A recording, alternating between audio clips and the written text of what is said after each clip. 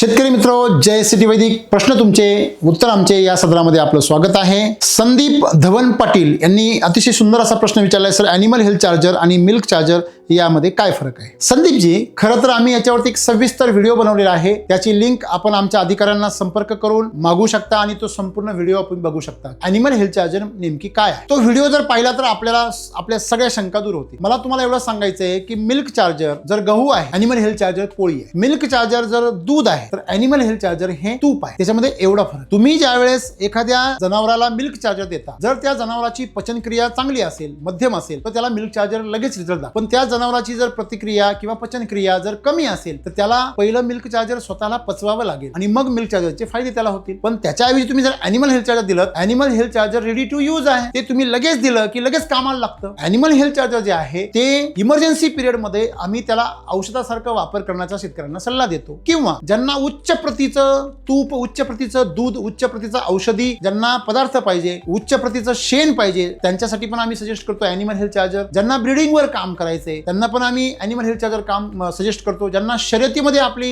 जनावरं लावायचे, घोडा असेल, बैल असेल, त्यांना ॲनिमल हेल्थ चार्जर आम्ही सजेस्ट करू. जनरल शेतकऱ्यांना आम्ही मिल्क चार्जर सजेस्ट करतो. एवढा याच्यामध्ये फरक आहे. ॲनिमल हेल्थ चार्जरचा खर्च थोडासा प्रीमियम आहे, थोडा जास्त आहे, म्हणून आम्ही अशा शेतकऱ्यांना ते सजेस्ट करतो की जे आपल्या व्यवसायामधून खूप जास्त मोठ्या प्रमाणामध्ये काटेकोर अभ्यास करून नफा मिळवू इच्छिता, ज्यांना व्यावसायिक पद्धतीने हा दूध व्यवसाय करायचा आहे आणि ज्यांना याच्यामधून चांगल्या प्रकारचं बेनिफिट्स मिळवायचे, अशा शेतकऱ्यांना आम्ही ते सजेस्ट करतो. ऊंचे लोक ऊंची पसंत असं जरी म्हटलं तरी चालेल. अशा प्रकारे जसं आपण काजू बदाम किंवा इतर गोष्टी फक्त सणावाराला खातो, परंतु सामान्य लोक ती रोज खातात, म्हणून त्यांची बुद्धी पण तशी राहते, ते तशीच कामं पण करतात, तसे निर्णय पण घेतात. आणि म्हणून पण काय खावं आणि काय नाही हे आपला निर्णय आहे. महाग आणि स्वस्त हा त्याच्यामध्ये काही संबंध नाही. धन्यवाद.